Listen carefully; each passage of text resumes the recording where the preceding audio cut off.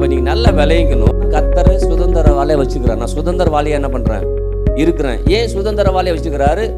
எல்லாவற்றையும் சுதந்திரிக்கக்கூடிய உரிமை. சுதந்திரவாளின்னா என்னன்னா எல்லாம் என்னதுன்னு சொல்ல முடியும். அப்ப இன்னைக்கு நமக்கு எது உரிமை சொத்தா கர்த்தர் கொடுத்திருக்கிறாரு? வார்த்தை தான் உரிமை சொத்து. வார்த்தையை படிக்கும் போதெல்லாம் எனக்கு சுதந்திரம். அது இதை படிச்சுட்டுன்னா உங்க கண்கள் திறக்கப்படும். அதை படிக்கும் போதெல்லாம் இது எனக்கு சுதந்திரம். எந்த வார்த்தை சொன்னாலும் அதுக்கு எனக்கு சுதந்திரம். எந்த வார்த்தை சொன்னாலும் அதுக்கு எனக்கு சுதந்திரம். ஏன்? அந்த வார்த்தை தான் எனக்கு சுதந்திரமானவர் இருக்காரு. வார்த்தையை நான் சுதந்திரிக்கும் போதெல்லாம் நான் எல்லாத்தையும் சுதந்திரிக்க முடியும். சுகம் வேணுமா? எதை சுதந்திரிக்கணும்? வார்த்தையை சுதந்திரிச்சுட்டேன்னா சுகத்தை சுதந்திரிக்கிறேன். பலவீனமா இருக்கிறேன், பலத்துக்குரிய வார்த்தையை சுதந்திரிச்சுன்னா பலத்தை சுதந்திரிக்கிறேன். சுகத்தை சுதந்திரிக்க முடியும், பலத்தை சுதந்திரிக்க முடியும், ஆரோக்கியத்தை சுதந்திரிக்க முடியும், எல்லாவற்றையும் சுதந்திரிக்க முடியும். எப்படி சுதந்திரிக்குது? சுதந்திரமாக கொடுத்த வார்த்தை என்கிட்ட இருக்குது. அல்லேலூயா. அது என்னுடைய உரிமை சொத்து. தேவனுடைய வார்த்தை சொல்லுகிறது, மனுஷன் அப்பத்தினாலே மாத்திரமல்ல தேவனுடைய வாயிலிருந்து புறப்படுகிற ஒவ்வொரு வார்த்தையினாலும் பிழைப்பான் என்று எழுதியிருக்கிறது. இதில் எழுதியிருக்கிற வார்த்தைகளை நான் விசுவாசிக்கிறேன். இயேசுவின் நாமத்தில் எல்லா நன்மைகளையும் பெற்றுக்கொள்வேன். ஆமென். திருப்பும் ஆதியாகமம் 15ஆம் அதிகாரம் 1 வாசிக்கிற 4ஆம் வசனம் வரைக்கும். இந்த காரியம் நடந்த பின்பு கர்த்தருடைய வார்த்தை ஆபிரகாமுக்கு தரிசனத்திலே உண்டாகி, அவர், ஆபிராமே, நீ பயப்படாதே, நான் உனக்கு கேடகமும் உனக்கு மகா பெரிய பலனுமாய் இருக்கிறேன் என்றார். அதற்கு ஆபிராம், கர்த்தராகிய ஆண்டவரே, அடியேனுக்கு என்ன தருவீர்? நான் பிள்ளை இல்லாமல் இருக்கிறேனே. தமஸ்கு ஊரானாகிய இந்த எலியேசர் என் வீட்டு விசாரணை கர்த்தனாய் இருக்கிறானே என்றான். பின்னும் ஆபிராம், தேவரீர் எனக்கு புத்திர சந்தானம் அருளவில்லை. இதோ என் வீட்டிலே பிறந்த பிள்ளை எனக்கு சுதந்திரவாளியாய் இருக்கிறான் என்றான். அப்பொழுது கர்த்தருடைய வார்த்தை அவனுக்கு உண்டாகி, இவன் உனக்கு சுதந்திரவாளி அல்ல, உன் கற்ப பிறப்பாய் இருப்பவனே உனக்கு சுதந்திரவாளியா ஆவான் என்று சொல்லி அவர் அவனை வெளியே அழைத்து, நீ வானத்தை அண்ணாந்து பார், நட்சத்திரங்களை என்ன உன்னாலே கூடுமானால் அவைகளை எண்ணு என்று சொல்லி, பின்பு அவனை நோக்கி, உன் சந்ததி வண்ணமாய் இருக்கும் என்றான். ஆமென். ஹல்லேலூயா. விசேஷமாய் சுதந்திர தினத்தில் நம்ம இருக்கிறோம். சுதந்திர தினத்தை கொண்டாடி கொண்டு இருக்கிறோம். தேசம் முழுக்க சுதந்திரம் கொண்டாடப்படுகிறது. நீங்கள் கொண்டாடலனாலும் கொண்டாட்டத்தை தான் நம்ம இருக்கணும்னு இருக்குது. ஹல்லேலூயா. ஏன்னா நம்ம எந்த தேசத்தில் இருக்கிறோம்? இந்திய தேசத்தில் இருக்கிறோம். ஹல்லேலூயா. அப்போ இன்னைக்கு நான் நாட்டுக்காக நிறைய காரியங்களை செய்கிறேன். ஆமென். நீங்கள் கேட்கலாம், என்னங்க அப்படி செஞ்சிட்டீங்க நாட்டுக்காக அப்படின்னு சொல்லும்போது, நாட்டு மக்களில், அதாவது நம்மளை சார்ந்தவர்கள் நல்லா வாழ்ந்து இருக்கிறதே நம்ம நல்லது செய்கிறதா தான் அர்த்தம். ஹல்லேலூயா. நம்ம நாட்டுக்கு என்ன செய்தோம்னு சொல்லும்போது, நாட்டுடைய கடன் அடைக்கிறது நம்ம வேலை இல்லை. ஹல்லேலூயா. இப்போ இன்னைக்கு நான் வரும்போது நானும் என் மனைவி என் பிள்ளைகளோடு தான் ஊழியத்துக்கு வந்தோம். ஆனால் இப்போ நாட்டு மக்களை வாழ வைக்கணுங்கிற எண்ணங்கள் அதிகமாக. இன்னும் சொல்லணும்னா, நம்ம கிறிஸ்துவ லாங்குவேஜ் சொன்னால், அழிந்து போகிற ஆத்துமாக்கள் ரட்சிப்புகளாக நடத்துவது நாட்டுக்கு நான் நல்லது செய்கிறதா அர்த்தம். எத்தனை பேருக்கு புரியுது? நம்ம லாங்குவேஜ் சொல்லும்போது தான் நமக்கு புரியும். அப்போ அழிந்து போகிற ஆத்துமாக்களை ரட்சிப்புக்குள்ளார் நடத்தும்படியாய், அநேகரை இயேசுவண்டையில் நடத்தும்படியாய், அநேகரை வாழ வைக்கும்படியாய், அநேகரை உயர்த்தும்படியாய், அநேகருக்கு நன்மைகளை செய்யும்படி, அநேக ஆத்துமாக்களை கொல்ல பொருளை சபையில் கொண்டு வந்து சேர்க்கும்படியாய் ஒரு மிகப்பெரிய காரியத்தை ஆண்டு நம்மளை கொண்டு என்ன பண்ணுறாரு? அவர் செய்கிறார். ஆமென். அப்போ நாட்டுக்கு நல்லது என்ன பண்ணுறோம்? நம்ம நல்லது தான் செய்கிறோம். நாட்டுக்கு நல்லது தான். நீங்களும் நல்லது தான் செய்கிறீங்க. ஒருத்தருக்காக நீங்கள் ஜெபிக்கிறீங்க. ஒருத்தவங்களுக்காக ஜெபிக்கும்போது அவங்க விடுதலை அடைகிறாங்க, சுகம் அடைகிறாங்க, பலன் அடைகிறாங்க இல்லையா? அப்போ அவங்க எங்கே தான் இருக்கிறாங்க? அவங்க நாட்டில் தான் இருக்கிறாங்க. நாட்டில் இருக்கிற அவங்களுக்கு நீங்கள் நன்மை என்ன பண்ணுறீங்க? செய்கிறீங்க. ஹல்லேலூயா. அப்போ அதை தான் பைபிள் சொல்லுது, தேசம் தன் பலனை என்ன பண்ணுமா? தரும். ஆமென். தேசம் நமக்கு பலனை கொடுக்கும்படியே தான் இருக்குது, தவிர பிரச்சனை கொடுக்கறதுக்காக இல்லை. மனுஷன்தான் பிரச்சனை கொடுப்பான். தேசம் ஒரு நாள் நமக்கு பிரச்சனை என்ன பண்ணாது? கொடுக்காது. தேசம் நமக்கு பலனை தான் தரும். ஆமென். அப்போ இங்கே சொல்லப்படுகிற வார்த்தைக்குள்ள நம்ம வருவோம். இங்கே சொல்லப்படுகிறது, ஆபிரகாம் ஒரு பயத்தில் இருக்கிற மாதிரியும் அச்சத்தில் இருக்கிற மாதிரியும் இருக்குது இல்லையா? அப்போ தான் ஆண்டவர் வார்த்தை அவனுக்குள்ளார வருகிறது. வரும்போது என்ன மாதிரி பயத்தில் அவன் இருக்கிறான் அப்படின்னு சொல்லும்போது, அவன் பெரிய வீரன். அவன் பெரிய வீரன். 318 பேரை கொண்டுட்டு போயிட்டு தன்னுடைய சகோதரனுடைய உடைமைகளை, சகோதரனை சார்ந்த அந்த தேசத்தில் இருக்கிற எல்லாத்தையும் கொண்டு போனவனை மீட்டு அவங்கள முறியடிச்சு கொண்டு வரான். கொண்டுட்டு பயங்கரமான தைரியசாலியாய் பலம் பொருந்தவனா அவன் வரான். வந்து கொடுக்குறாரு, தசமபாகம் கொடுக்குறான், நமக்கு தெரியும். எல்லா காரியமும் முடிஞ்ச பிறகு, எல்லா காரியமும் முடிஞ்ச பிறகு தான் இந்த 15:1 இப்படி ஆரம்பிக்குது. இந்த காரியங்கள் நடந்த எந்த காரியங்கள்? ஒரு மிகப்பெரிய வெற்றியை, ஒரு மிகப்பெரிய தோல்வியே இல்லாம சந்தோஷத்திலையும் மகிழ்ச்சியிலையும் வரக்கூடிய அவனுக்குள்ளார ஒரு சின்ன விஷயம், ஒரு பிரச்சனையை அவனுக்கு என்ன பண்ணுது? இருந்து கொண்டே. இன்னைக்கு நாமளும் பாருங்க, சில காரியத்தை நல்ல வெற்றியாய் ஜெயமா செய்வோம். ஏதோ ஒரு சின்ன காரியம் தான் நமக்குள்ளார நெருடல் என்ன பண்ணும்? கொடுத்துக்கிட்டே இருக்கும். ஏன் இது இப்படி இருக்கு, ஏன் இப்படி இருக்கு அப்படின்னு நீங்க யோசிச்சீங்கன்னா, இன்னைக்கு கர்த்தர் அதுல இருந்து விடுவிக்க விரும்புகிறார். ஆமென். அப்ப அங்க ஆபிரகாமுக்கு என்ன பிரச்சனைனா, எல்லாத்திலையும் பயங்கரமா ஜெயிச்சிடறான், தன்னுடைய வாழ்க்கையில அவனால ஜெயிக்க முடியல. ஒருவேளை அவன் சில தடவை ஜெயிச்சிருக்கிறான் வாழ்க்கையில, ஆனா அதுல ஒரு கிளாரிபிகேஷன் அவனுக்கு இல்லவே, ஒரு தெளிவு இல்லாம இருக்குது. அந்த தெளிவு இல்லாம இருக்கும்போது அவனுக்குள்ளார ஒரு பயம் வருகிறது. அந்த பயத்தின் மத்தியில தான் ஆபிரகாமோடு தேவன் இடைப்படுகிறார், தேவனோடு ஆபிரகாம் இடைப்படுகிறார். 2 பேரும் ஒன்றோடு ஒன்று இடைப்படுகிற நேரங்கள் அது. அப்ப இடைபெறும்போது தான் ஆண்டவர் அவனோடு இடைப்படுகிறார். எப்படி அடைகிறார்? அப்பா நீ பயப்படாதே, நான் உனக்கு கேடகமும் உனக்கு மகா பெரிய பலனுமாய். அப்ப நீ ஒரு மிகப்பெரிய பலனை நோக்கி இருக்கிற. இன்னைக்கு நீங்களும் ஒருவேளை ஒரு பெரிய பலன் நோக்கி இருக்கீங்கன்னா, நீங்க பயப்பட்டுட்டு இருக்காதீங்க. நீங்க பயப்படாம, எனக்கு ஒரு பலனை கொடுக்கிறவர், எனக்கு கேடகமா அவர் என்ன பண்றாரு? இருக்கிறார் அப்படிங்கிற ஒரு பெரிய நம்பிக்கையோடு ஆண்டவர்கிட்ட நம்ம அப்ரோச் பண்ணும். ஆண்டவர்கிட்ட அணுகும் போதே அவர் எனக்கு என்ன செய்வாரோ செய்ய மாட்டோன்னு அணுகுதில்லை. எனக்கு அவர் செய்கிறவரா இருக்கிறார், அவர் எனக்கு எல்லாவற்றையும் கொடுக்கிறவராய் இருக்கிறப்ப இங்க சொல்லும்போது மகா பெரிய பலனுமா இருக்கிறேன் என்று ஆண்டவர் அணுகும் போது தான் ஆபிரகாம் அழகா அங்க அதற்கு ஆபிரகாம், கர்த்தராகிய ஆண்டவரே அடியனுக்கு என்ன தருவீர்? அப்ப என்ன தருவீர்னு கேட்டுட்டு அப்படியே விடல, என்ன தர போறீங்க கேட்கல. நான் அவனோட சுச்சுவேஷன் என்ன பண்றாங்க சொல்லு, நான் பிள்ளை இல்லாம இருக்கிறேனே அப்படின்னு சொல்லிட்டு தன்னுடைய குடும்பத்து சூழ்நிலைகளை எடுத்து அவர்கிட்ட விவரிச்சு சொல்றாரு. விவரிச்சு சொல்லும் போது ஆண்டவர் அந்த விவரிச்சதற்கு பதில் எப்படி கொடுக்குறாருன்னு சொன்னா, எப்பா இவன் உன்னுடைய சுதந்திரவாளி அல்ல. யாரு? எலியேசர் சுதந்திரவாளி அல்ல. அல்லேலூயா. அப்ப நல்லா நமக்கு புரிஞ்சுக்கணும், அடியனுக்கு என்ன தெரிவீர்? தமஸ்கு ஊரான இந்த எலியேசர் உனக்கு சுதந்திரவாளியா இருப்பானோ அப்படின்னு சொல்லுது. அவரு விசாரிக்கத்தான் இருக்கானேன்னு சொல்ல. பின்னும் ஆபிரகாம், தேவர் எனக்கு புத்தி சந்தானம் அருளவில்லை, இதோ என் வீட்டிலே பிறந்த பிள்ளை எனக்கு சுதந்திரவாளியாய். 2 விஷயம் சொல்ற. ஒண்ணு அந்த எலியேசரை பத்தி சொல்றாரு, 2வது யாரை பத்தி சொல்றாரு? இஸ்மவேலை பத்தி சொல்றாரு. அப்ப 2த்தையும் சொல்லும் போது இது ஆண்டவருக்கு தெரியாம இருக்கும், ஆண்டவருக்கு தெரியும். இது சில பார்த்தீங்கன்னா தெரியும், இது 2மே இவனாவும் இவன் மனைவியாவும் ஏற்படுத்தக்கூடிய விஷயங்கள், யோசிச்ச விஷயங்கள். ஆனா கர்த்தர் யோசிச்ச விஷயம் வேற என்ன பண்ணுது? அப்ப இவனுடைய யோசனையே ஆண்டவர்கிட்ட கொண்டு போறான். ஆண்டவர் இவன் யோசனையை விட்டுட்டு அவர் வைத்திருந்த யோசனையை தான் இவனுக்குள்ளார வெளிப்படுத்த விரும்புகிறார். அல்லேலூயா. நீங்க சில வேலைகள்ல நம்ம யோசிப்போம் இல்லையா, இந்த கடனை வாங்கி கொடுத்துடலாமா, அந்த கடனை வாங்கி கொடுத்துடலாமா, இப்படிதான் யோசிச்சு நம்ம ஆண்டவர்கிட்ட போவோம். ஆண்டவரே இதை செய்யலாமான்னு ஆண்டவர் கம்முன்னு இருப்பாரு. இதை வாங்கி அதை கொடுக்க எனக்கு தெரியாதப்பா, அதை காட்டிலும் ஒரு காரியத்தை உனக்கு என்ன பண்றேன் நான் கற்றுக் கொடுக்க. அதை தான் அங்கே சொல்றாரு. எப்பா இங்க ஏற்கனவே எலியேசர் இருக்கிறான், அவன் நல்லவன் தான், அவன் மோசமான ஆளு இல்லை. இஸ்மவேலும் ரொம்ப மோசமான ஆளு இல்லை, ஏன்னா இவனுடைய பிள்ளை தான் இல்லையா. ஆனா ஆண்டவர் என்ன சொல்றாருன்னா, விசேஷமா அங்க ஒரு வார்த்தை அங்க சொல்றாரு பாருங்க, அதை எடுங்க பார்ப்போம். அப்போது கர்த்தர் அவனுக்கு உண்டாகி, இவன் உனக்கு சுதந்திரவாளி அல்ல, உன் கற்ப பிறப்பாய் இருப்பனே உனக்கு சுதந்திரவாளி அவன் என்று சொல்லி. ஆமென். அப்ப யாரு சுதந்திரவாளி? யாரு சுதந்திரவாளியா வருவான்? சாராளுக்கும் ஆபிரகாமுக்கும் சாராளுக்கும் பிறக்கக்கூடிய பிள்ளை தான் சுதந்திரவாளி. ஏன்? அந்த பிள்ளை தான் வாக்கு தத்தத்தின்படி பிறக்கக்கூடிய பிள்ளை. ஏன்னா அழைப்பே என்ன?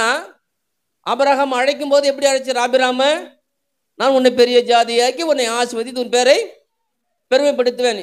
அழைக்கும் போது 2 பேரும் அழைக்கிறார், ஆபிரகாமும் சாராளை 2 பேரையும் அழைக்கும் போதே 2 பேருக்கும் ஒத்த ஒரு வாக்கு தத்தத்தை கொடுக்கிறார். அந்த வாக்கு தத்தத்தின்படி தான் பிள்ளை பிறக்கணுமே தவிர உன் மூலமாக மட்டும் இல்லவே இல்லை, உனக்கிட்ட வேலை செய்யறவனாலும் இல்லவும் இல்லை. இன்னைக்கு நாமளுமே இப்படி அப்படி ஏதாவது யோசிச்சுட்டு இருந்தோம்னா விட்டுட்டு, வாக்கு தத்தம் என்ன சொல்லுது, தேவனுடைய வார்த்தை என்ன சொல்லுது, தேவனுடைய வார்த்தை என்ன சொல்லுதோ அதுக்கு நான் கீழ்படுகிறேன், அந்த வார்த்தையை நான் நம்புறேன். ஆமென். அதான் இந்த மாத வாக்கு தத்தம். என்ன வாக்கு தத்தம்? ஆசீர்வாதத்தை சுதந்தரிக்கும்படி. அப்ப நான் சுதந்திரவாளியா இருக்கிறேன், நான் சுதந்தரிக்க முடியும். அந்த சுதந்திர உரிமையை எனக்கு கொடுத்திருக்கிற ஆண்டவர். அப்ப சுதந்திரவாளியா இருக்கிறான், சுதந்திரிக்கிற உரிமையை கொடுத்திருக்கிறார், சுதந்திரமாகவே கொடுத்திருக்கிறார். சுதந்திரமாகன்னா நான் போய் சுதந்திரிக்கிறது இல்லை, அவர் எனக்காக சுதந்திரிச்சு வச்சிருக்கிறார். ஹல்லேலூயா. அதான் சொன்ன, சம்பாதிச்சு வச்சிருக்கிறார். சம்பாதிச்சு வச்ச சொத்து என்னது? நீங்க தாய் தகப்பன் நம்ம இருக்கிறோம், நாம என்ன சம்பாதிச்சு வைக்கிறோமோ அது தன் பிள்ளைகளுக்கு என்ன பண்ணும்? போகும். அப்ப இயேசு கிறிஸ்து கல்வாரி சிலுவையின் மூலமாக செத்து சாபமாகி சம்பாதிச்ச எல்லா ஆசீர்வாதமும் என்னது? உங்களுது. ஆமென். சரி, அது ஒரு புறம். இங்க சொல்றேன் நான், சுதந்திரவாளியா இவன் இல்லப்பா, உன்னுடைய கற்ப பிறப்பே. ஹல்லேலூயா. அப்ப யோசிச்சு பாருங்க, அந்த தேவன் ரொம்ப இப்படி சொல்ல சென்சிட்டிவா யோசிக்கிறாரு, சரியான விதத்துல யோசிக்கிறாரு. இவன் யோசனை போனா எப்படி இருக்குது? இது ஓகே, அது ஓகே, இது என் பிள்ளை தானே, அவனும் என் வேலைக்காரன் தானே, யாராவது அனுபவிச்சுட்டு போட்டோம், அப்படி கூட யோசிக்கலாம். ஆனால் ஆண்டவர் வாக்குத்தத்தம் பண்ணிட்டப்பா, அந்த வாக்குத்தத்தத்தின்படி பிறக்கிற பிள்ளை தான் உனக்கு சுதந்திரவாளி என்ன பண்ணுவான்? இருப்பான். ஹல்லேலூயா. இன்னைக்கு நீங்களுமே உங்களுடைய எண்ணங்களோ உங்களுடைய சிந்தைகளோ வேறு திசையா போகாம கர்த்தருடைய வார்த்தை, அந்த வார்த்தை வரும்போது அந்த வார்த்தையினால் பிறக்கக்கூடிய நன்மை தான் எனக்கு சுதந்திரமா என்ன பண்ணும்? இருக்கும். ஹல்லேலூயா. அதனாலதான் கர்த்தர் வாக்குத்தத்தத்தை கொடுத்து பேசுறாரு, வார்த்தையை கொடுத்து தான் பேசுறாரு. வார்த்தை இல்லாமல் அவர் எங்கேயும் பேசவே மாட்டார். அப்ப இங்க சொல்லும்போது சொல்றாரு ஆண்டவர் அவனுக்கு சொல்லும்போது, எப்பா இவன் இல்லை, அவன் இல்லை, நான் உனக்கு பிறக்கக்கூடிய யாரு? சாராளுக்கும் ஆபிரகாமும் பிறக்கக்கூடிய பிள்ளை தான் உனக்கு சுதந்திரவாளி என்ன பண்ணும்? இருக்கும். அப்பதான் அவனுக்கு டவுட் வருது, அதெல்லாம் சரிதான், அது எப்படி ஆகும்? புரியுதுங்களா? ஏன்னா இவனுக்கு பலசாலியா இருக்கிறான் தவிர, ஆனா பிள்ளை பெற்றுக்கொள்ளக்கூடிய ஆளா அவன் இல்லை. சாரோடைய கற்பம் செத்து போச்சு. அப்ப அதுல இருந்து எப்படி, அந்த கற்பத்துல இருந்து எப்படி பிறக்கும் அப்படின்னு இவன் யோசிக்கிறான். ஆண்டவர் சொல்ற அந்த கற்பத்துல தான் பிறக்கும். ஹல்லேலூயா. இன்னைக்கு ஏன்னா வாக்குத்தத்தம் கொடுத்துட்டார், வார்த்தையை கொடுத்துட்டார். வார்த்தையை கொடுத்ததால அந்த அந்த வார்த்தை தான் மாம்சமா என்ன பண்ணும்? வரும். ஹல்லேலூயா. அப்ப இங்க எப்படி மாம்சமா வரும்? வார்த்தையை கொடுத்துட்டப்பா, வார்த்தையை கொடுத்ததால அந்த வார்த்தை உனக்குள்ளார போய் அதை நீ விசுவாசிக்கும் போது, அதை நம்பும் போது உனக்குள்ளார பலன் உண்டாகி, உனக்குள்ளார ஆரோக்கியம் உண்டாகி, உனக்குள்ளார சுகம் உண்டாகி, உனக்குள்ளார நன்மை வந்து உன் மூலமாகவும் மனைவி மூலமாக தான் பிள்ளை என்ன பண்ணும்? பிறக்கும். அந்த பிள்ளை தான் சுதந்திர. ஹல்லேலூயா. அப்ப சுதந்திரமா ஒரு காரியத்தை கர்த்தர் செய்ய விரும்புகிறார். அந்த சுதந்திரமா எப்படி நடக்கும்? கர்த்தருடைய வார்த்தையின்படி தான். அது சுதந்திரமா கொடுத்தன்னு சொல்லும்போது அது சாதாரண நடக்கிறதுல வார்த்தையின்படி தான் என்ன பண்ணும்? நடக்காங்க. சொல்றாரு, உன் கற்ப பிறப்பாய் இருப்பவனே உனக்கு சுதந்திரவாளிவன் என்று சொல்லி அவர் அவனை வெளியே அழைத்து, நீ வானத்தை அண்ணாந்து பார், நட்சத்திரங்கள் என்ன கூடுமானால் அவைகளை எண்ணு என்று சொல்லி, பின்பு அவனை நோக்கி உன் சந்ததி இவனமாய் இருக்கும். அங்க சொன்னார் இல்லையா, நான் உன்னை பெரிய ஜாதியை உன்னை ஆசீர்வதித்து பெருமைப்படுத்துவேன், அதை நான் ஆசீர்வாதமா இருப்பான்னு சொல்லி இல்லையா? அந்த வார்த்தைக்குரிய அங்க வார்த்தையா மாத்திரம் சொல்லிட்டாரு. அந்த வார்த்தைக்குரிய விளக்கத்தையும் படத்தையும் இங்க காண்பிக்கிறார் ஆண்டவர் அவனை அழைச்சு. ஹல்லேலூயா. எப்படி, எதை காமிக்கிறாரு? வானத்தை அண்ணாந்து பாரு. பார்க்கும்போது வானத்தை என்ன என்ன இருக்குது? அதுல நட்சத்திரம் இருக்குது. நட்சத்திரத்தை எண்ண முடியுமா? எண்ண முடியாத சந்ததி உன் சந்ததி என்ன பண்ணும்? அப்ப அங்க சொல்றாரு, நான் உன்னை பெரிய ஜாதியை உன்னை ஆசீர்வதித்து உன் பேரை பெருமைப்படுத்தி நீ ஆசீர்வாதம் இருப்ப சொல்றது பட்டதுடைய விளக்கத்தை திரும்பவும் அதுதான் நினைப்புறாரு தவிர புதுசா ஒரு வாக்கு தத்தத்தை அவர் என்ன பண்ணல, வாக்கு தத்தத்தை விரிவாக்குறார தவிர வாக்கு தத்தத்தை மறக்கவே. இன்னைக்கு நீங்களும் நானும் வாக்கு தத்தத்தை மறக்காம இருந்தோம்னா அதை சுதந்திரிக்க முடியும். மறக்காம அதை அறிக்கை செய்தோம்னா அதை சுதந்திரிக்க முடியும். அதை மறக்காம அதை குறித்த எண்ணத்துல வாழ்ந்து கொண்டிருந்தோம்னா அதை சுதந்திரிக்க முடியும். அதை சுதந்திரிக்கா இருக்கவே நீங்க அதனால்தான் சில பேர் பார்த்தீங்கன்னா வாக்கு தத்தம் நிறைய கொடுத்துருப்பாங்க, நிறைய வாங்கியிருப்போம். அந்த வாக்கு தத்தத்தை நமக்கு நினப்பு இருக்காது. நினப்பு இருக்காமல் இருக்கும்போது அதை நமக்குள்ளார என்ன பண்ணது வந்து பலிக்கானா அதை எவ்வளோ நினைப்பு வச்சுக்கிறோமோ. ஹல்லேலூயா. அதுதான் நான் அடிக்கடி பிள்ளைகளை சொல்றது. பிள்ளைகள் எல்லாம் படிக்குது தமிழ் பாடத்தில், மொத்த புஸ்தகத்தையும் படிக்கணும், மொத்த புஸ்தகத்தையும் பற்றி மொத்தத்தையும் எழுதணும். அப்படி எழுதினா 100 மார்க்கு வரும். ஹல்லேலூயா. எவ்வளோ எழுதுறோமோ அவ்வளோதான் மார்க் என்ன பண்ணும். நம்ம வேணா சொல்லலாம், நான் ஃபுல்லாக எழுதுனா மார்க் கண்டிப்பாக என்ன பண்ணும். அப்போ யோசிச்சு பாருங்க, வாக்கு தத்தத்தை நான் மறக்கும் போதெல்லாம் அந்த வார்த்தையுடைய தாக்கம் எனக்குள்ளார குறைய ஆரம்பிக்கும்.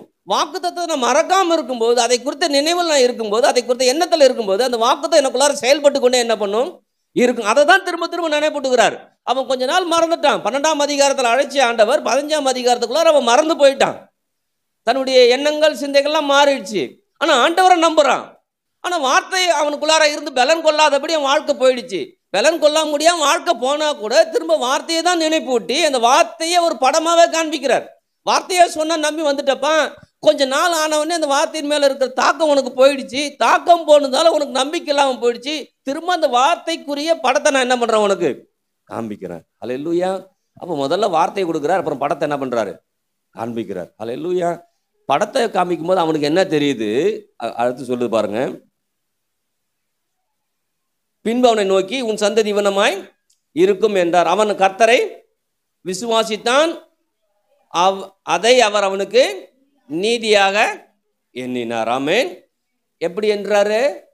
நீதி. அப்ப என்ன சொல்றாருன்னா, எப்பா வார்த்தையை கொடுத்துட்டல, அதை நான் படமாக காமிச்சிட்டேன், வார்த்தை படமாக வந்துச்சு, அந்த படம் உனக்குள்ளார என்ன பண்ணும் வரணும்னா நீ விசுவாசிக்க ஆரம்பிக்கணும், அதை நம்ப ஆரம்பிக்கணும், அதை ஏற்றுக்கொள்ள ஆரம்பிக்கணும். ஏற்றுக்கொள்ள ஆரம்பிக்கும் போது வார்த்தை படமாக வந்துச்சுல, அந்த படம் என்ன பண்ணும், கண்டிப்பாக உன் கண்ணு முடி வந்துன்னு நிற்கும். அதை தான் அடுத்த வசனம் பாருங்களேன். பின்னும் அவர் அவனை நோக்கி இந்த தேசத்தை உனக்கு சுதந்திரமாக கொடுக்கும் பொருட்டு உன்னை ஊர் என்கிற கல்தேறு பட்டணத்தில் அழைத்து வந்த கர்த்தர் எங்க சொல்றாரு? திரும்ப கொடுத்த வார்த்தை திரும்ப நினைப்பட்டார். எப்பா உன்னை அழைச்சி வந்த இல்லையா, வார்த்தையை கொடுத்து அந்த வார்த்தையை படத்தை காமிச்சிட்டு இல்லையா, அதை விசுவாசிக்கிறியா? விசுவாசிச்சேன்னா நான் தான் உன்னை அழைச்சிட்டு வந்தேன், நான் தான் உனக்கு வார்த்தையை கொடுத்தேன், நான் அழைச்சேன், நான் வார்த்தையை கொடுத்தேன்னா நான் நீ காண்பிக்கிறல அந்த படத்தை, அந்த படத்தை உனக்கு நான் நிறைவேற்றியே தீருவேன். ஹல்லேலூயா. அப்ப இங்க சொல்றாரு, அவர் அவனை நோக்கி இந்த தேசத்தை சுதந்திரமாக கொடுக்கும் பொருட்டு உன்னை ஊர் என்கிற கல்தேடு பட்டணத்தில் அழைத்து வந்த கர்த்தர் நானே என்றார். ஆமென். என்ன சொல்றாரு?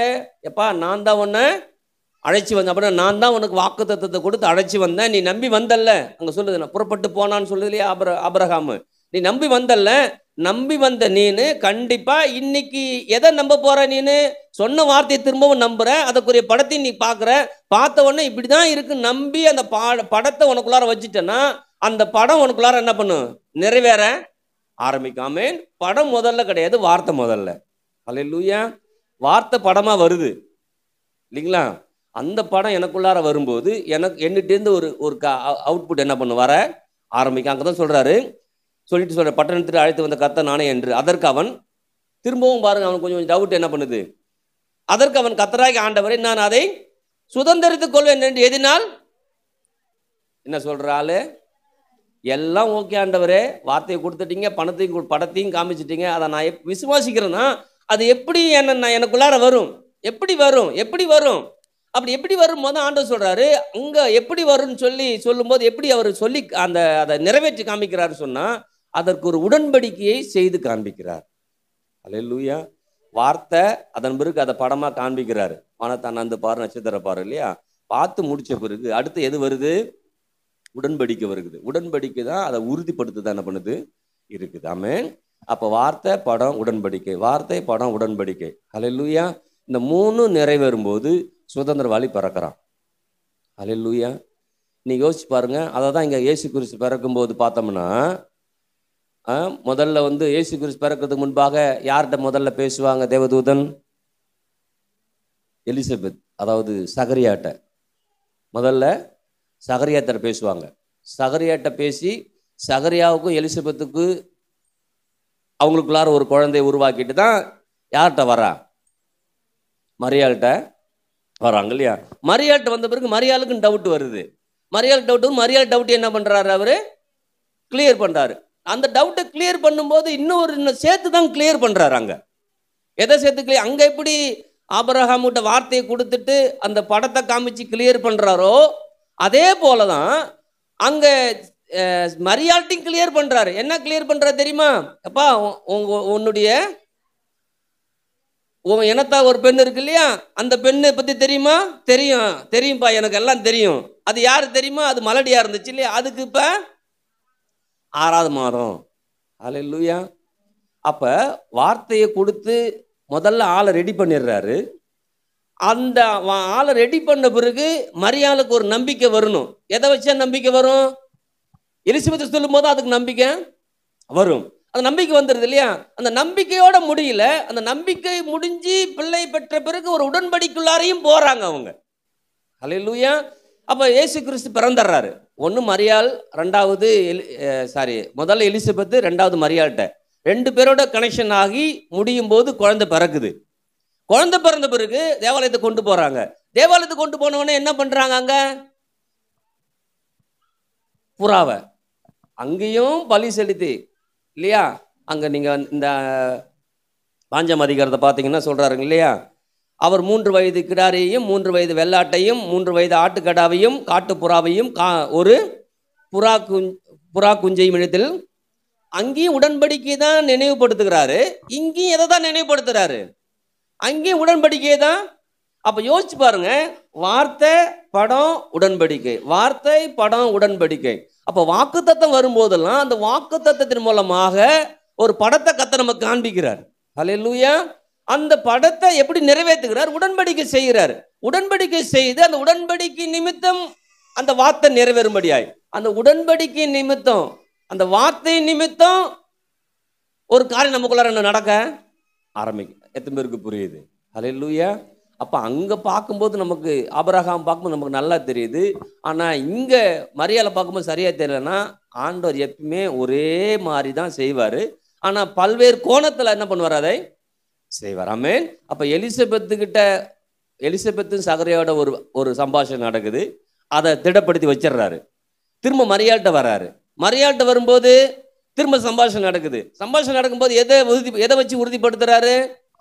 அவங்கள வச்சுதான் உறுதிப்படுத்துறாரு. திரும்பவும் சொல்றாங்க, அங்க எப்படி ஆபிரகாமுக்கு வார்த்தையை வச்சு உறுதிப்படுத்தி வரும்போது திரும்ப வானத்து நட்சத்திரம் வச்சு உறுதிப்படுத்திட்டு திரும்ப உடன்படிக்கையாளர் வந்து தான் முடிவு பெறுது. அல்லேலூயா. அந்த உடன்படிக்கையின் பிள்ளையா வரான் அவன். ஆமென். அப்ப இன்னைக்கு அங்க பார்க்கும்போது சகரியாவுக்கும் எலிசபெத்து, அடுத்தது மரியாள் இல்லையா? மரியாள் அதுக்கு அடுத்தது யார் வரா? அடுத்தது உடன்படிக்கை என்ன பண்ணுது? அப்ப எலிசபெத்தும் அவங்களும் பார்க்கும்போது அவங்க சொல்லுது இல்லையா, வயித்துல இருக்கிற பிள்ளை துள்ளிச்சு. அப்ப ஒரு சம்பாஷணம் நடக்கும் போதெல்லாம் ஒரு மாறுதல் என்ன பண்ணுது?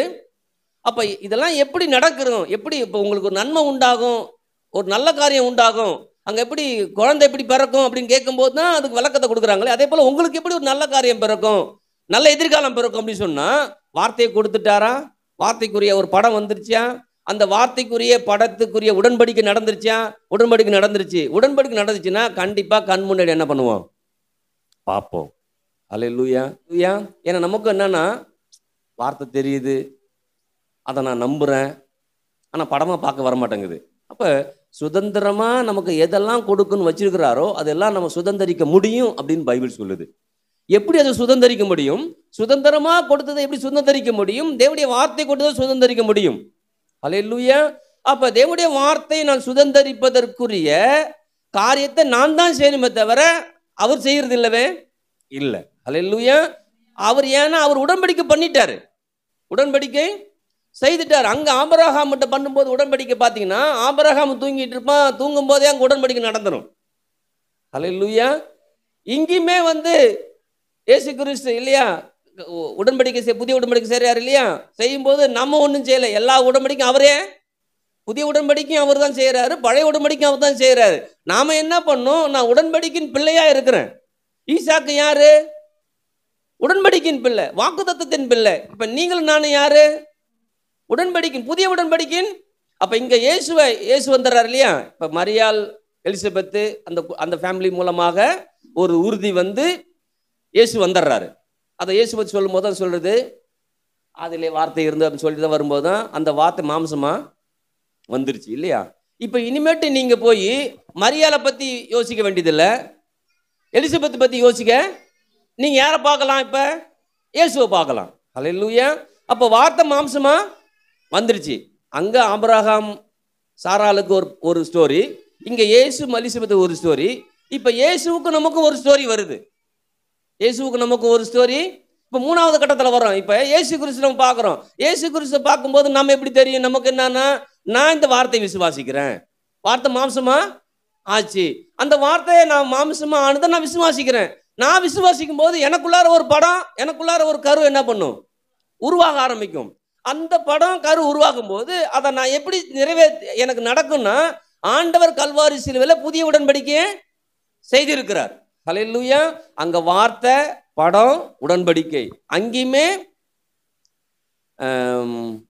எலிசபெத் சகரியாட்டையும் வார்த்தை வருகிறது, அடுத்தது மரியாள்கிட்டையும் வார்த்தை வருகிறது. அதை படமா கன்வெர்ட் ஆகுது, கன்வெர்ட் ஆகி தான் ஒரு பலி செலுத்தப்படுகிறது.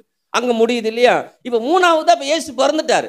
இயேசு பிறந்த பிறகு நான் மரியாதை பத்தி யோசிக்க வேண்டியதில்லை, நான் இயேசு பத்தி என்ன பண்றேன், யோசிக்கிறேன். இயேசு பத்தி யோசிக்கும் போது என்ன யோசிக்கிறேன், வார்த்தை வந்துச்சு, வார்த்தை மாம்சமா வந்துச்சு, மாம்சம் வந்துதான் நான் பைபிள் என்ன பண்றேன், நான் படமா பார்க்குறேன், நடந்தாருன்னு பார்க்குறேன், அற்புதம் செய்தாருன்னு பார்க்குறேன், இல்லைங்களா, சுகமாக்குறத பார்க்குறேன், அது படமா பார்க்குறேன் நான். ஹல்லேலூயா. அப்போ நான் படமா பார்க்கும்போது இன்னைக்கு திரும்ப வார்த்தை வருது. வார்த்தை வரும்போது நான் எதை பார்க்கணும், நான் சுகமாக்குறத வார்த்தை வருது, நான் சுகவீனமா இருக்கிறேன், சுகமாக்குன வார்த்தை வருது. வார்த்தை வரும்போது நான் எதை பார்க்கணும், சுகமான படத்தை நான் பார்க்கணும். ஹல்லேலூயா. இந்த பெருமாள் எத்தனை வருஷம், 12 வருஷம் இல்லையா, 12 வருஷம் பெருமாள் ஒரு ஸ்திரீ வந்து சுகமானாங்க இல்லையா. இப்போ வார்த்தை எனக்கு வருது, நீ என்ன அப்படி இப்படி சுகத்தை பெற்றுக்கொள்ளலாம் வருதுன்னு வச்சுங்களேன். நான் என்ன பண்ணணும், உடனே எந்த படத்தை பார்க்கணும், நான் சுகமான படத்தை பார்க்கணும். சுகமான படத்தை நான் எப்படி பார்க்கறது, பெருமாள் ஸ்திரீ சுகமானாங்க, அதான் எனக்கு படம். ஹல்லேலூயா. ஏன்னா அந்த ஆபிரகாம்கிட்ட காமிக்கிற படத்தை தான் திரும்ப திரும்ப அவர் காமிச்சிட்டு போறாரு. ஹல்லேலூயா.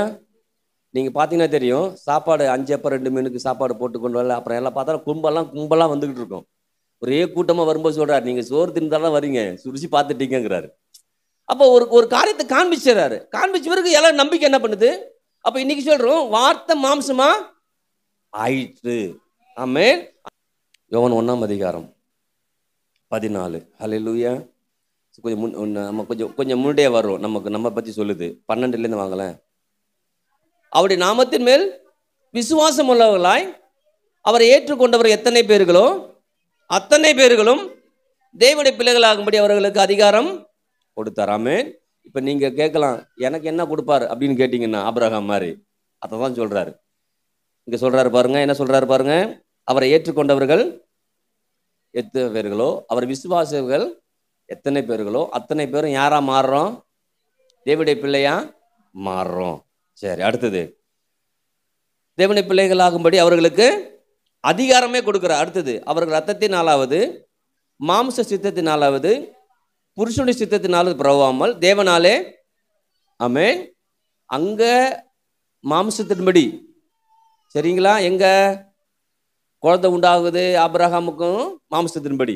இயேசு கிறிஸ்து எப்படி உண்டாகுது, ஆவியின்படி. ஹல்லேலூயா.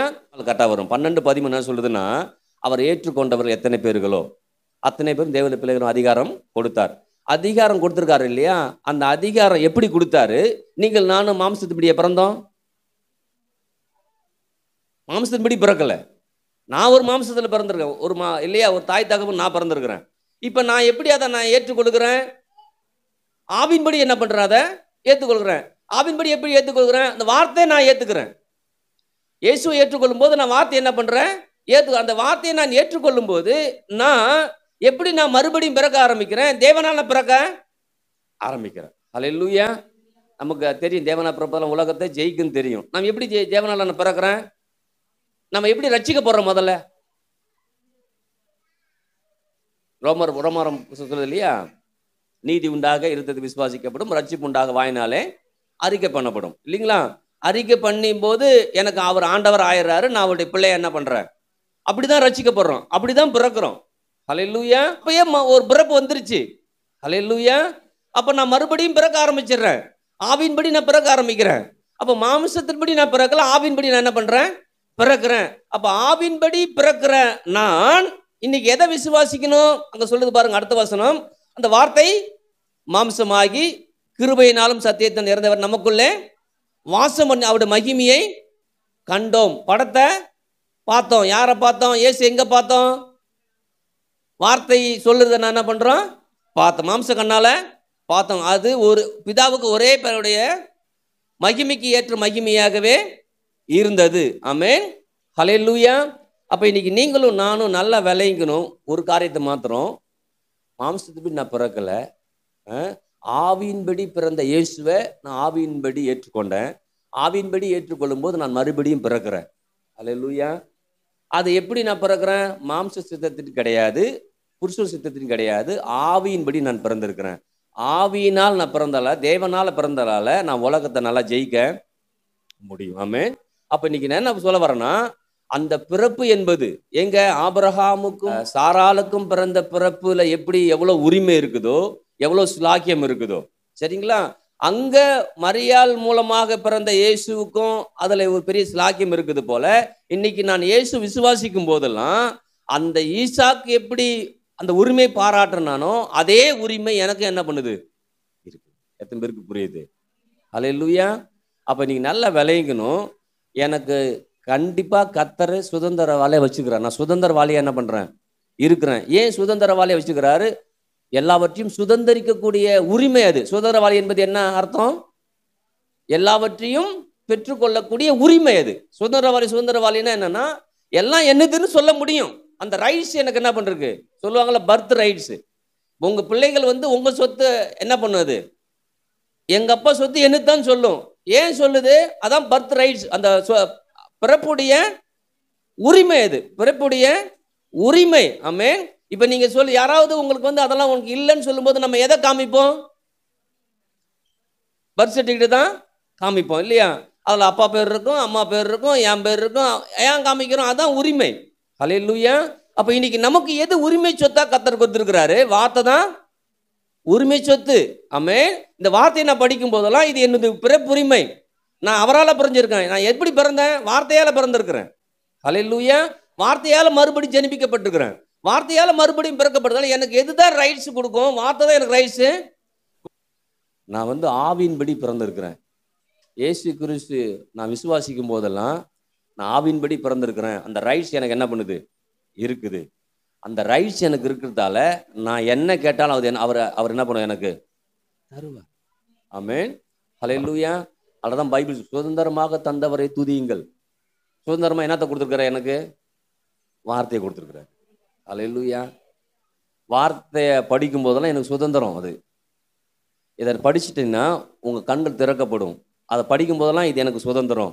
எந்த வார்த்தை சொன்னாலும் அது எனக்கு சுதந்திரம். எந்த வார்த்தை சொன்னாலும் அதுக்கு எனக்கு சுதந்திரம். ஏன்?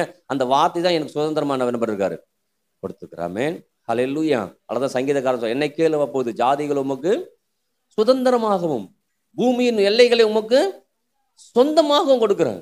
என்னத்தை கொடுக்குறாரா? சுதந்திரமா சொந்தமா? சுதந்திரமா இருந்தனா சொந்தம் உண்டு. ஹல்லேலூயா.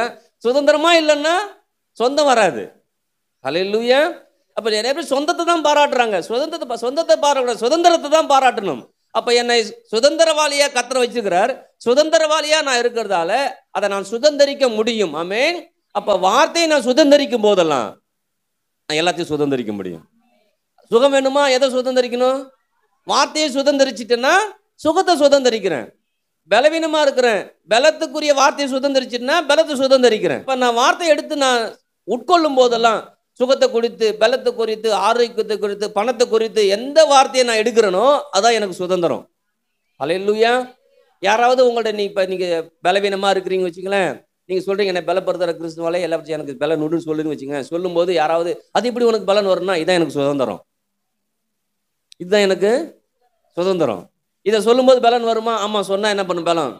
ஏன்னா அது சுதந்திரமா வச்சுக்கிறாரு. இந்த வார்த்தை தான் எனக்கு சுதந்திரம். அந்த வார்த்தையை நான் பிடிக்கும்போது அந்த வார்த்தை எனக்குள்ளார பலனாகவும் சுகமாகவும் ஆரோக்கியமா என்ன பண்ணும்? வரும். ஆமென். ஹல்லேலூயா. நான் ஒன்று மட்டும் நான் விளங்கணும், நான் சுதந்திரவாளியா இருக்கிறேன். சுதந்திரமா நான் இருக்க முடியும். ஹல்லேலூயா. இந்த தேசத்துல சுதந்திரமா என்னால் இருக்க முடியும். ஏன்னா நான் இந்த தேசத்தை தான் பிறந்திருக்கிறேன். இன்னைக்கு எல்லாரும் இப்ப நீங்களே சுதந்திரம் வாங்கினீங்க, கொண்டாடுறோம், கொடி குத்துறோம். ஏன் கொடி குத்துறோம்? நான் தேசத்தை என்ன பண்றேன்? நான் நேசிக்கிறேன். தேசத்தை என்ன பண்றேன்னா நேசிக்கிறேன். அப்ப நான் இப்ப இயேசுக்கு நான் சுதந்திரமா எப்படி இருக்கிறேன்? நான் இயேசுவை நேசிக்கிறேன். இயேசு என்ன நேசிக்கிறார்? எத்தனை பேருக்கு புரியுது? அப்ப சுதந்திரமாக நான் இருக்கிறேன். நான் சுதந்திரவாளி என்ன பண்றேன்? இருக்கிறேன். அதனால் நான் எல்லாவற்றையும் சுதந்திரிக்க முடியும். சுகத்தை சுதந்திரிக்க முடியும், பலத்தை சுதந்திரிக்க முடியும், ஆரோக்கியத்தை சுதந்திரிக்க முடியும், எல்லாவற்றையும் சுதந்திரிக்க முடியும். எப்படி சுதந்திரிக்குது? சுதந்திரமாக கொடுத்த வார்த்தை என்கிட்ட இருக்குது. ஹல்லேலூயா. அது என்னுடைய உரிமை சொத்து. எப்படி ஒரு பத்திரம் இருந்துச்சுன்னா ஒரு பட்டா மாத்தினோடனே சொல்றோம், பட்டா பாரு என் பேர் போட்டிருக்குதுங்கிறோம் இல்லைங்களா? இன்னைக்கு எல்லாம் எனக்காக இயேசு கிறிஸ்து மூலமாக ஏற்படுத்தப்பட்டிருக்குது. எனக்கு யார் உரிமையை கொடுக்கறது? இயேசு கொடுக்குறாரு. நான் இயேசுவை நான் உயர்த்தும் போதெல்லாம், இயேசுவை நான் நம்பும் போதெல்லாம், இயேசுக்காக வாழும் போதெல்லாம் ஒரு மிகப்பெரிய அற்புதம் என்ன பண்ணும்? நடக்க ஆரம்பிக்கும். அப்ப கர்த்தர் சொல்றாரு, சுதந்திரமா உனக்கு கொடுத்துருக்குறேன். ஆபிரகாம் சொல்றப்பா, இவன் இல்லை, அவன் இல்லை, உனக்கு பிறக்க போற புள்ள. ஹல்லேலூயா. அந்த உறுதியை கத்தர் கொடுத்தது போல இன்னைக்கு நீங்களும் நானும் இது இல்லை அது இல்லை, கொடுத்த வார்த்தை, அந்த வார்த்தையை நம்பு, இந்த வார்த்தை உனக்குள்ளார படமா மாறட்டும். இப்போ சுதந்திரமாய் கத்தர் என்னை வச்சுக்கிறாரு, நான் சுதந்திரவாளியா இருக்கிறேன். இது வரைக்கும் நீங்க உங்க வாழ்க்கை எது சுதந்திரிக்க முடியலன்னா இந்த மாதத்துல நீங்க சுதந்திரிக்க போறீங்க. அல்லேலூயா. சுகத்தை சுதந்திரிப்பீங்க, பலத்தை சுதந்திரிப்பீங்க, ஆரோக்கியத்தை சுதந்திரிப்பீங்க. அல்லேலூயா. அதை விசுவாசிங்க. அப்ப யாரையும் நம்புறேன்னு சொல்லிடாதீங்க, இவங்களதான் நம்பி இருக்கிறேன்னு சொல்லிடாதீங்க. இயேசு நம்பி இருக்கிறேன், இயேசு எனக்கு உதவி செய்வார். அல்லேலூயா. ஒருவேளை ரட்சிக்கப்படாதவங்க நீங்க எப்படி பேசலாம் பிரச்சனை இல்லை, ரட்சிக்கப்பட்டவங்கள்ட்டையாவது நான் இயேசு தான் நம்பியிருக்கிறேன் பேசுங்களேன். ரட்சிக்கப்படாதவங்கிட்ட போயிட்டு நீங்க சொன்னா கூட அதுக்கு ஒரு அபத்தமா தெரியும் உங்களுக்கு, இல்லைங்களா? நீங்க சொல்லுங்க சொல்லாத போங்க, நான் ரட்சிக்கப்பட்டிருக்கா பேசும்போதாவது நான் இயேசுவை நம்பியிருக்கேன், நான் நல்லா வந்துடும்னு சொல்லுங்களேன், நெஞ்சு நிமித்தி. ஏன்னா அது ஒரு சந்தோஷம் வரும். ஏன்னா நீங்க முன்னேற ஆரம்பிச்சு வச்சிங்களேன், அவங்க யார் சொன்னீங்க இல்லையா ரட்சிக்கப்பட்டு அவங்க உங்களை பார்ப்பாங்க. ஓஹோ, இது அன்னைக்கு சொல்லிச்சுல, அதே மாதிரி இயேசு என்ன பண்ணிருக்காரு, அதை முன்னேற்றி இருக்கிறாரு, என்ன அதுக்குள்ளார வரும். அப்ப என்ன பண்ணும், நீங்க கூப்பிடாமல் நம்ம சபைக்கு வந்துடும். நம்ம சபைக்கு எப்படி வரும், நீங்க கூப்பிடாமலே வரும். வேணான்னு சொல்லிட்டு நீங்க 5 மணிக்கு எழுந்து வரலாம், அது 4:30 எழுந்து இங்க வந்துடும். அல்லேலூயா. கண்டிப்பா அது நடக்கும். கர்த்தர் நமக்கு கிரியை செய்வார். கர்த்தர் நம்மோட என்ன பண்றாரு, இருக்கிறார். ஆமென். எத்தனை பேர் ஆமென் சொல்றது? அப்ப இன்னைக்கு நம்ம புதிய உடன்படிக்கையின் பிள்ளைகளா என்ன பண்றோம், இருக்கிறோம். நான் மறுபடியும் பிறந்திருக்கிறேன், சுதந்திரவாளியா இருக்கிறேன். அல்லேலூயா. கர்த்தர் எனக்கு சுதந்திரத்தை கொடுத்திருக்காரு. உரிமை, சுதந்திரம் என்பது என்ன, உரிமை. அல்லேலூயா. என்னுடைய பிறப்புரிமை. நான் இயேசுவின் மூலமாக மறுபடியும் பிறந்திருக்கிறேன்னா, நீங்க பிறந்திருக்கீங்கன்னா உரிமை. அப்பாட்ட கேட்டு வாங்கலாம், அப்பாட்ட போய் எடுக்கலாம், அப்பாட்ட என்னன்னாலும் செய்யலாம். ஒரு பிரச்சனையும் அவர் சொல்லவே மாட்டார். ஏன் வந்தன்னு கேட்கவே மாட்டார். நீங்க போனா ஏன் வந்த, நேத்தானா வந்து என்கிட்ட கேட்டு பையில வாங்கிட்டு போனாலும் கேட்க மாட்டாரு. இன்னைக்கும் கேளு கொடுக்குறேங்கிறார், நாளைக்கும் கேளு கொடுக்குறேங்கிறாரு. காலையில தான் கேட்டேன், மதியமும் கொடுப்பாரு. மதியம் தான் கொடுத்தது, சாயந்தரமும். அல்லேலூயா. அதுதான் அவருடைய அன்பு அப்படிப்பட்டதாய் இருக்குது. எழுந்திருக்கலாமா?